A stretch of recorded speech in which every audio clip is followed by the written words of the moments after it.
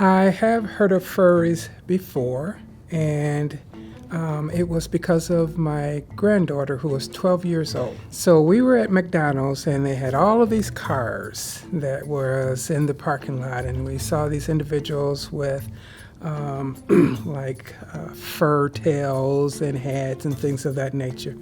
And I thought it was some type of costume party that was going on. I thought it was a big joke.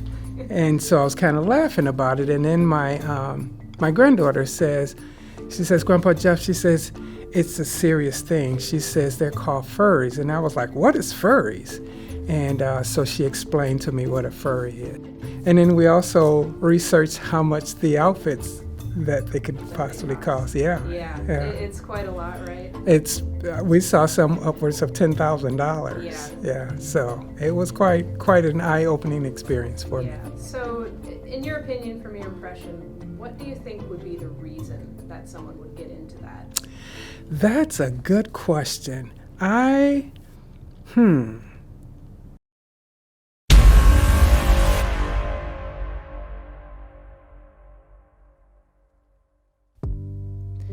I'm Strobe. I'm the narrator of this piece, but not the subject. I've been hanging around the furry fandom for a long time, so I've had a lot of conversations like this.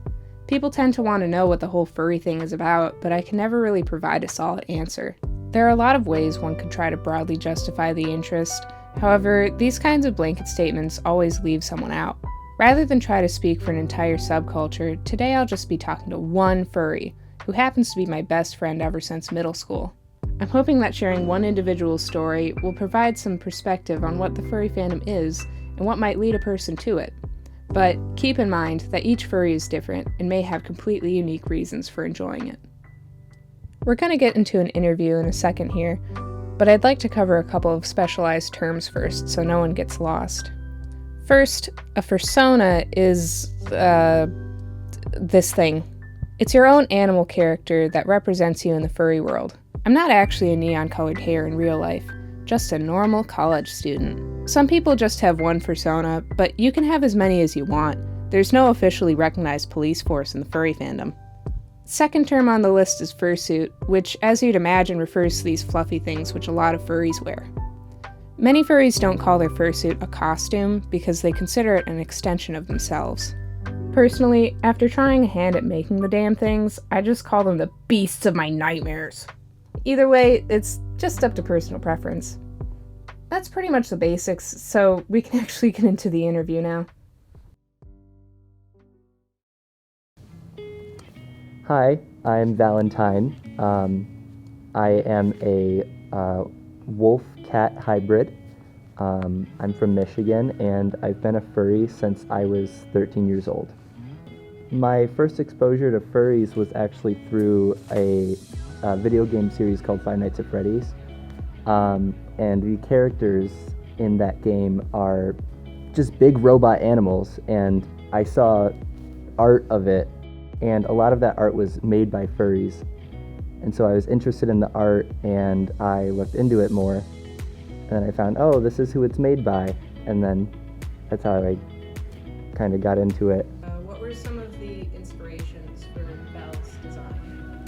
Oh man, well, he's actually gone through quite a few different phases, I guess I would say. He kind of just started as a blue dog with red hair and just completely yellow eyes, and he went from blue to kind of like a mint color, and we added the black. That was my idea. Yeah, exactly. It was.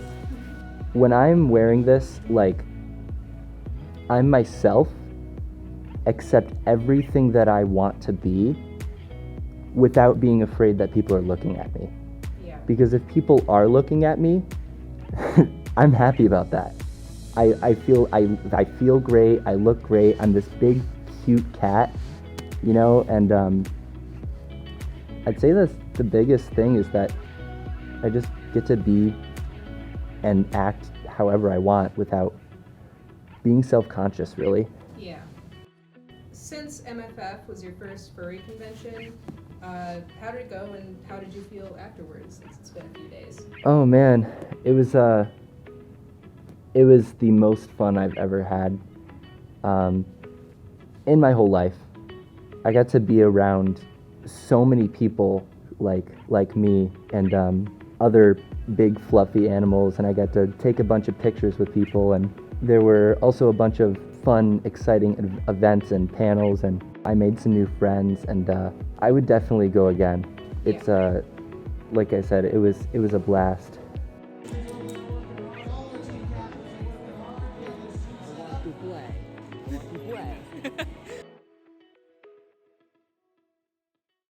Days after the convention, my mind still lingers on the hour or so before we left to go home.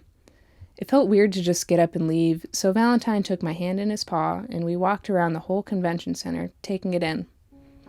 What I love about furries is how focused they are on having fun. Even at the more common anime and comic conventions, similar in their nerdiness, they don't capture the same love of silliness and play. I don't really feel the need to prove anything about furries. I mean, like, if it's not for you, you probably figured that out already. And if you do have some kind of weird grudge against furries, that's kind of not my problem. To me, the furry fandom is about art and playing and loving your friends. That's why it's so special, at least to me. One of the main reasons I still feel so connected to my fursona, despite not even touching him for like a couple of years, is he reminds me of my relationship with my friends, especially my best friend. There really isn't Strobe without Val. And yeah, like, that's sappy as hell, but it means something to me.